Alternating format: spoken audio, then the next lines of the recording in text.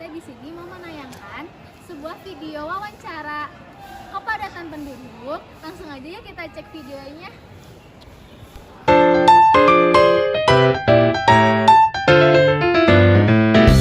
Nama saya Diani, umur 25 tahun, statusnya ibu rumah tangga bersuami 2. Ini suami pertama. Ya, nama saya Muhammad Naufal, Umur, umur 20, status, belum menikah. pekerjaan. Pekerjaannya mahasiswa. Oke, mungkin Nama saya Dimas Wardana, umur berapa? Jalan 30. Sudah menikah. Pekerjaan, Pekerjaan guru BK. di lingkungan sekitar terjadi kepadatan penduduk. Kalau menurut saya, iya, dengan terlihatlah rumah-rumah kan padat ya, kayak gitu ya. Hal tersebut sebenarnya iya, karena sepengetahuan saya aktif di Gen Z Kota Cimahi yang mengetahui peledakan penduduk yang dinamakan terkait bonus demografi negatif kalau di Kota Cimahi, karena komposisi di Kota Cimahi ini untuk kepadatan penduduknya sangat tidak produktif terhadap masa aktif terkait anak yang produktif di umur produktifnya, karena banyak asli warga Kota Cimahi ini tersingkirkan oleh pendatang. Maka dari itu banyak ketika saat perubahan, kenapa dikatakan hal tersebut, di 2019 saat 2018-19 sih, saat zonasi awal itu sangat benar-benar terlihat terkait distribusi pekerjaan orang tuanya, memang banyak pendatang ketimbang orang Kota Cimahinya sendiri. Maka dari itu peledakan penduduknya sangat dirasakan. Bagaimana kondisi lingkungan sekitar rumah ibu? Apa terasa nyaman atau kurang? Kalau rumah saya nyaman, itu karena terjadi kepadatan penduduk.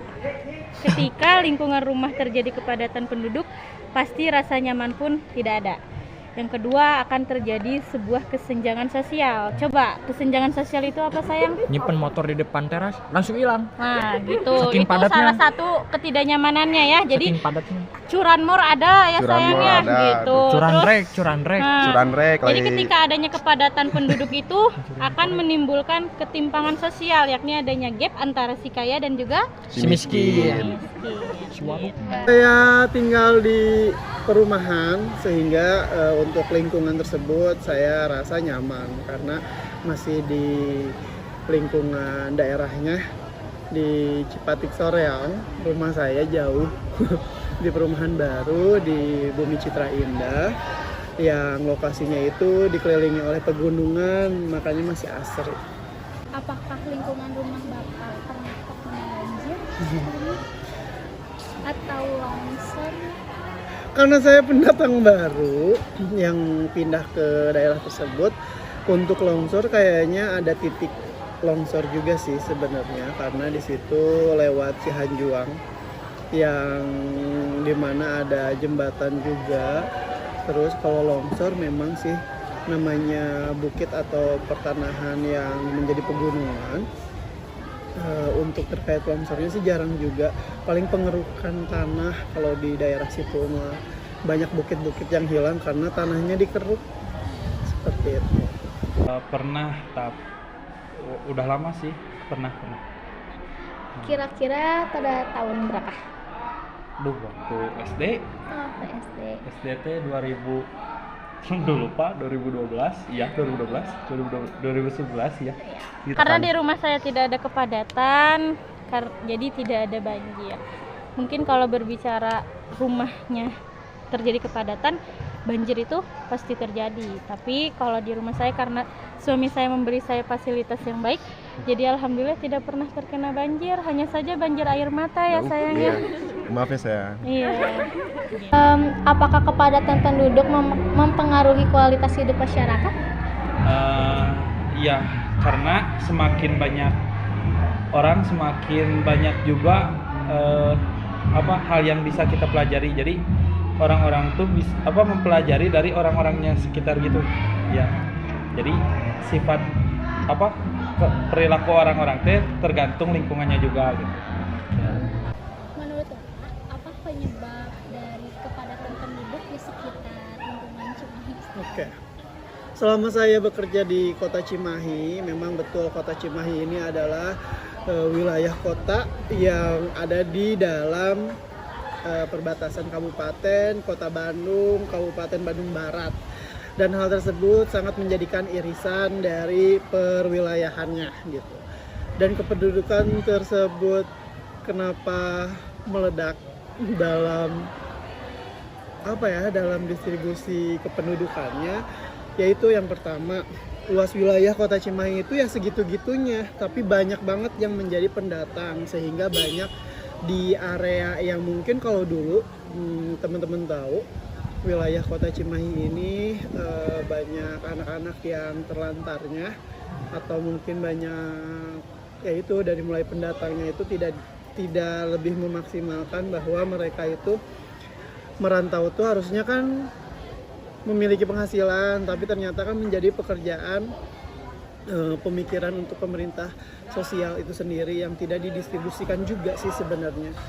Jadi dari mulai wilayah sama pemasukan SDM dan SDA-nya aja nggak seimbang. Maka dari itu mereka kalau secara komposisi tak wilayah Kota Cimahi ya overload gitu. Terus kalau yang misalnya memang tidak produktif dalam populasinya, ya masa remaja sekarang sangat, kalau misalnya teman-teman masuk ke dunia pendidikan, mereka bakal berpikir untuk ke masa depan. Tapi mereka ketika misalnya tidak banyak dari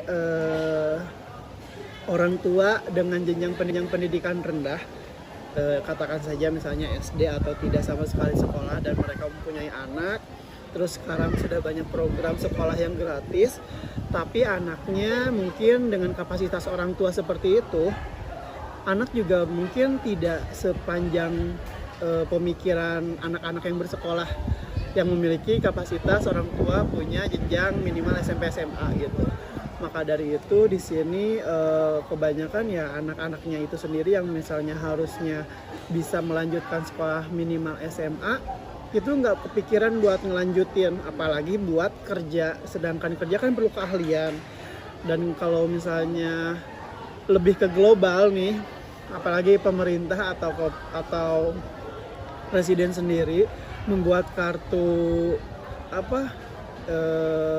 belum kerja tuh, itu malah menjadikan, kalau menurut saya sih, tidak memotivasi orang untuk dapat berkarya atau untuk melanjutkan hidup gitu. Makanya di sini juga perlu ada kesadaran dari mulai generasi itu sendiri gitu. Bukan berarti sumber orang tuanya rendah, tapi memang kurang memadai ketika misalnya anak remaja sekarang misalnya putus sekolah tuh ya udah putus aja. Dan kalau misalnya dilihat dari kasus-kasus yang saya ketahui di Kota Cimahi ini, itu banyak banget, dari mulai penyimpangan, dari mulai putus sekolah karena ya udah nggak bisa diatur anaknya juga, jadi orang tuanya juga nggak motif buat sekolah, itu banyak banget. Makanya kadang tidak jarang ditemukan setiap angkatan khususnya di sekolah Seman 3 Cimahi ini ada 2 atau 3 anak tuh tidak melanjutkan sekolah. Tiba-tiba pas sudah saya keluar, mereka jadi tukang parkir atau jadi gojek gitu. Tapi dia melanjutkan hidup, berarti kan setidaknya ada hal yang memang sebelum memutuskan untuk tidak melanjutkan sekolah tuh ada wejangan dari sekolah bahwa hal tersebut harus berkarya atau berkehidupan lebih baik gitu. Dan itu dilakukan oleh mereka pas ketemu tuh, jadi nggak terlalu gimana gitu, karena kita udah memberikan bekal kayak gitu. Penduduk itu faktornya mungkin adanya ketidakseimbangan antara angka kematian dan juga kelahiran gitu. Makanya kenapa bisa terjadi kepadatan penduduk, ya karena adanya ketidakseimbangan di struktur lapisan masyarakat itu gitu. Karena orang Indonesia suka memproduksi anak, benar Bu? Iya, tapi yang matinya sedikit ya. Cuma yang lahirnya banyak. Dan tidak terduga itu teh lahir. Suka goyang-goyang soalnya. Positif dan negatif dari kepadatan penduduk tersebut. Oke, kalau untuk positifnya sebenarnya belum saya pahami ya terkait positifnya kepadatan penduduk, karena yang banyak itu negatifnya. Tapi ketika misalnya saya dulu pernah daftar ke salah satu instansi sosial untuk langsung terjun ke area pengolahan anak yatim piatu, ketika peledakan tersebut ke sektor sana, itu mereka memang menggiatkan pembekalan untuk survivor life gitu. Kayak apa ya, untuk kebertahanan hidup. Mereka nggak punya orang tua, itu akan dibiayai oleh dinas sosial. Nah, disitulah dikasih tempat, dikasih pendidikan yang layak. Ketika misalnya udah sukses, itu menjadi penggiat bahwa mereka yang akan meneruskan program dinas tersebut untuk menghidupkan anak-anak yatim lainnya kayak gitu. Tapi saya nggak masuk ke sana karena sektor tersebut ada, nggak tahu lah, ada kecurangan atau apa ya. Jadi saya nggak lolos di situ. Terus kalau misalnya untuk apa tadi teh positifnya? Kalau positifnya apa tadi yang negatifnya? Kalau positifnya, saya pribadi kan tadi nggak tahu ya. Kalau negatifnya kan banyak gitu. Kalau negatifnya ini tahu gak sih tingkat kriminal tersebut tuh oleh manusia bukan oleh hewan. Makanya banyak banget yaitu penjahat yang karena dari segi ekonomi, dari segi pendidikan yang kurang, dan kriminalitas kenapa terjadi, ya itulah manusia banyak keserakahan yang tidak sesuai dengan landasan agama. Maka dari itu landasan agama lah yang memang harus diterapkan. Jadi mau positif atau negatif sebenarnya itu harus ada kesadaran dari setiap individunya. Karena kalau misalnya kita ngandelin pemerintah mah nggak akan ada habisnya. Seperti itu. Apalagi kalian generasi remaja yang perlu menggiatkan segala sesuatunya dengan mengajak orang-orang di sekitar. Jadi ya silahkan kembali lagi kepada diri sendiri. Seperti itu. Terima kasih. Udah cukup? Oke. Terima kasih banyak. Iya, mudah-mudahan informasinya bermanfaat karena saya sendiri di Kota Cimahi ini ya menyayangkannya tidak menggiatkan ke arah-arah yang pada dasarnya ini kok banyak sih kayak pengamen badut atau gembel atau yang suka nyimeng di pinggiran jalan, tidak didistribusikan atau dipekerjakan atau ditempatkan dengan layak. Tapi ternyata di sana memang segala sesuatunya perlu anggaran dan perlu bidikan. Bidikan tuh maksudnya ya kalau misalnya bukan tanggung jawab ya udah gitu. Jadi mereka juga ada porsinya kayak gitu. Itu sih, mudah-mudahan bermanfaat ya. Terima kasih banyak Pak. Siap. Nah, sekian wawancara dari kelompok kami. Semoga bermanfaat. Jangan lupa like, komen, dan subscribe. Dah.